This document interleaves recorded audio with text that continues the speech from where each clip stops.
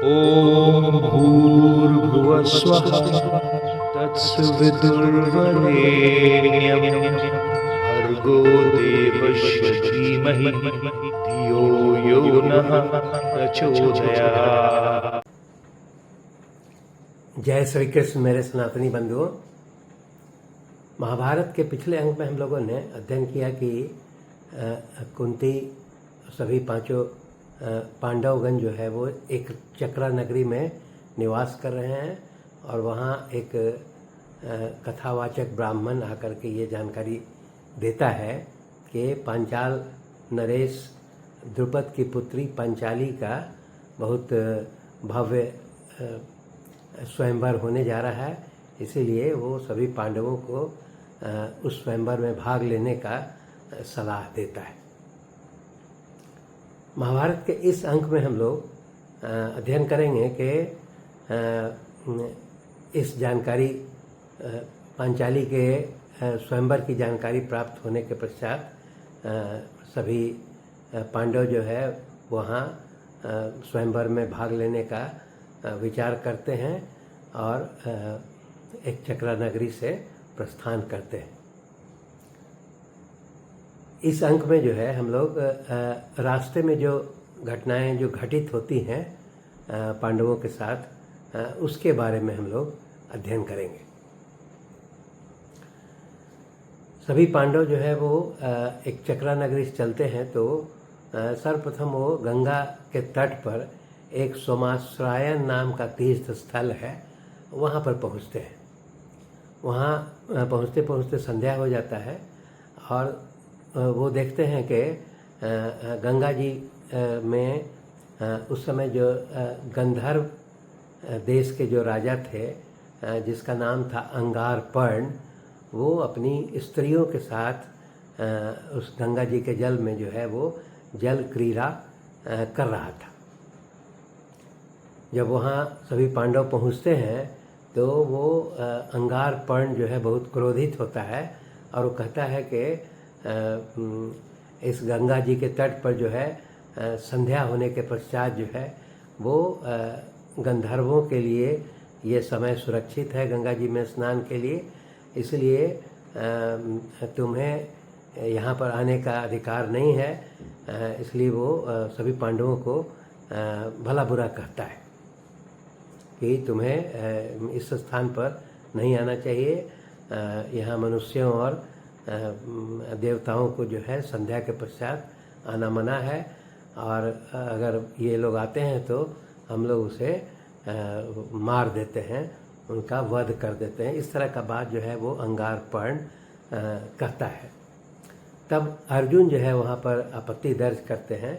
वो कहते हैं कि ये किसी को अधिकार नहीं है कि गंगा जी के तट पर आने का समय निर्धारित कर सके।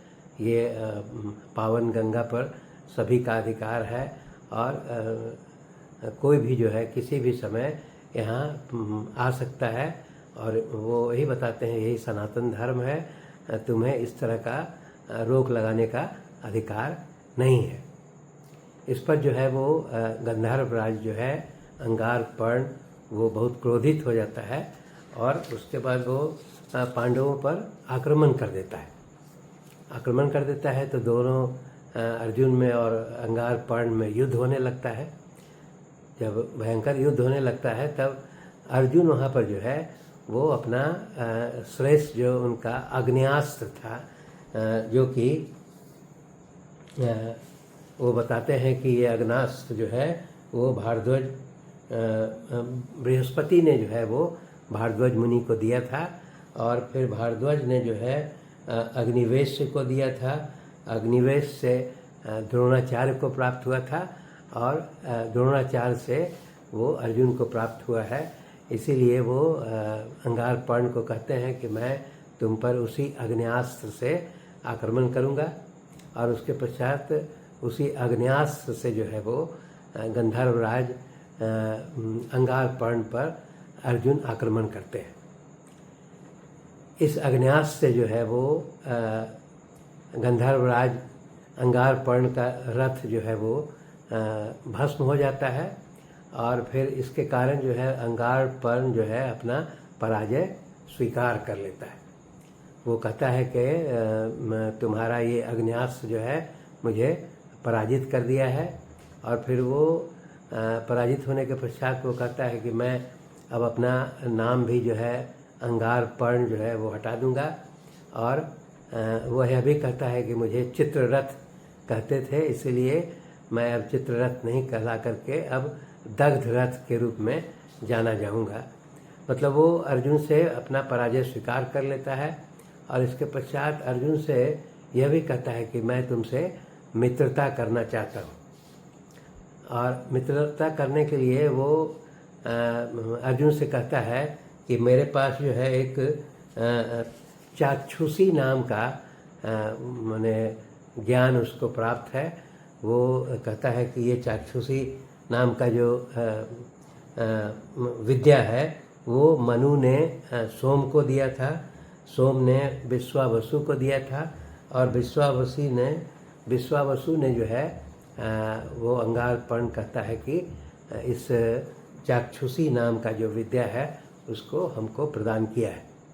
वो बताता है कि ये चाक्षुषी नाम का जो विद्या है इसके द्वारा जो है पूरी तीनों लोकों में किसी चीज़ को भी वो अपनी आँख से देखा जा सकता है। तो इसका अर्थ हुआ कि ये कुछ इस तरह का ज्ञान था जिसके कारण वो पूरे तीनों लोकों में किसी भी वस्तु को इस विद्या के माध्यम से देख सकता था।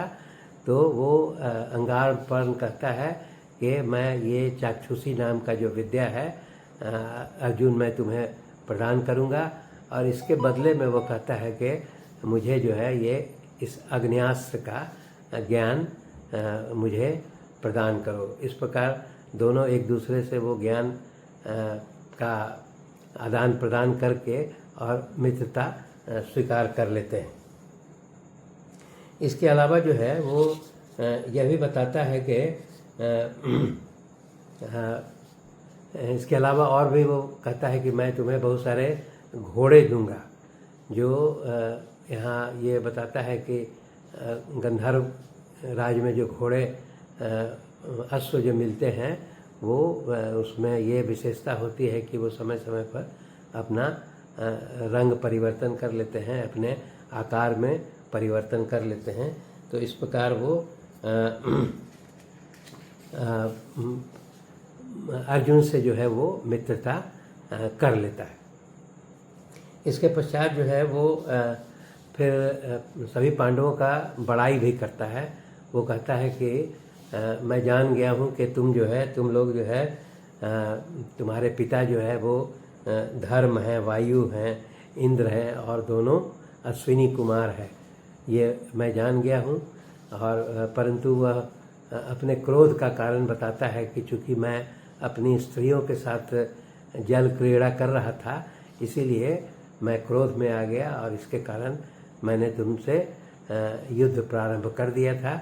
अर्थात वो युद्ध प्रारंभ करने के लिए खेद प्रकट करता है और वो बताता है कि पांडवों का ये बड़ाई भी करता है कि तुम जो है हमसे इसीलिए विजय प्राप्त कर सके क्योंकि तुम लोगों में ब्रह्मचर्य का जो है वो गुण प्राप्त है और इसी कारण मैं तुमसे पराजित हो गया हूँ। अगर इस समय कोई कामासक्त व्यक्ति अगर मुझसे युद्ध कर रहा होता तो वो मुझे कभी भी पराजित नहीं कर सकता था। तो इस प्रकार कह करके वो फिर इसी वार्तालाप के क्रम में जो है वो अंगारपर्ण जो है सभी पांडवों को और अर्जुन को तप्ती नंदन कह करके संबोधित करता है।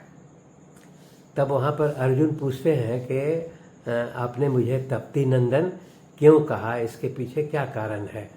वो बताते हैं कि हम लोग तो अपने को पांडवों का वंशज मानते हैं, आपने मुझे तप्ती नंदन क्यों कहा। तब इसमें वो गंधर्वराज जो है अंगारपर्ण वो तप्ती के बारे में पूरा उसका विवरण जो है वो अर्जुन को बताता है।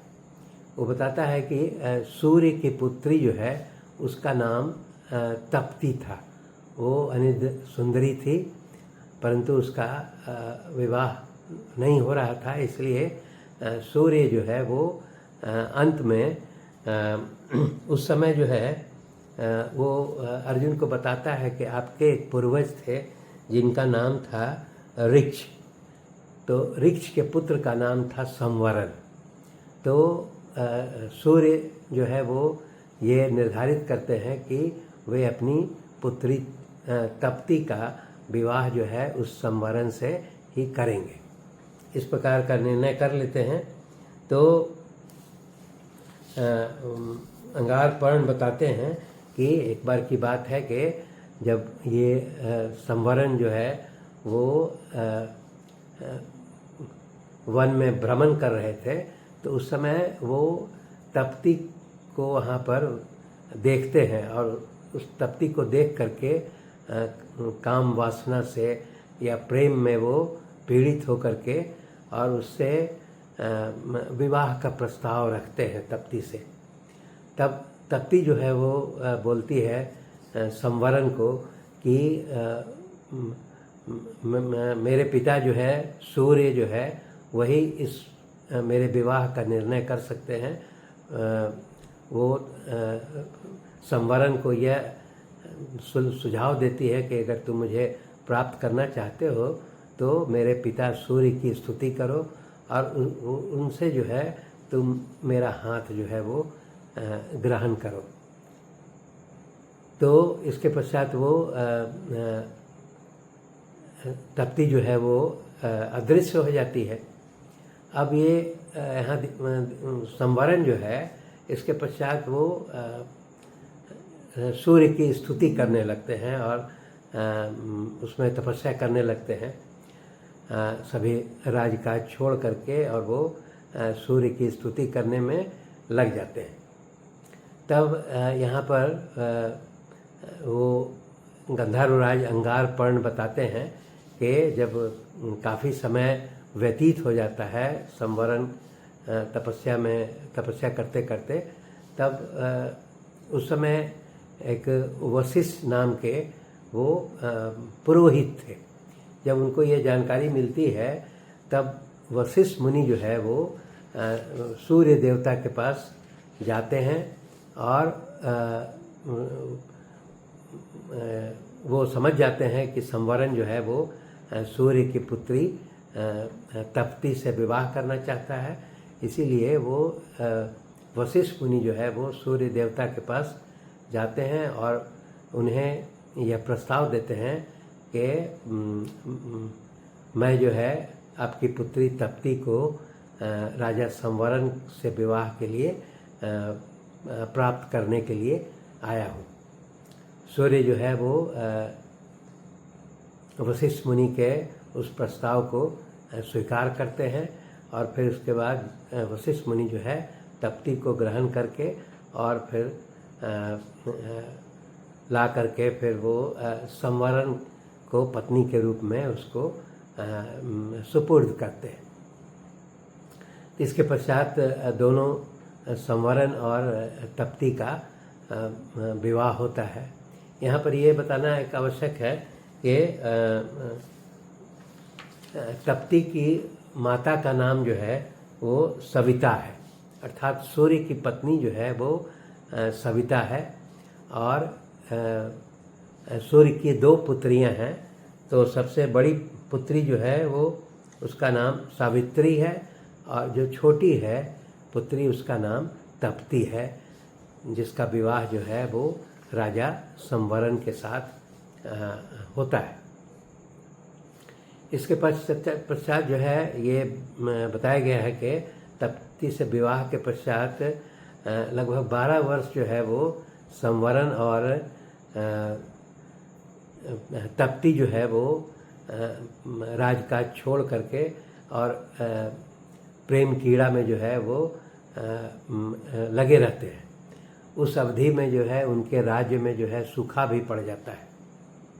और तब फिर जब 12 वर्ष के बाद आते हैं और अपने राज्य में वो यज्ञ करते हैं, तब जो है वो उनके राज्य में वर्षा होती है।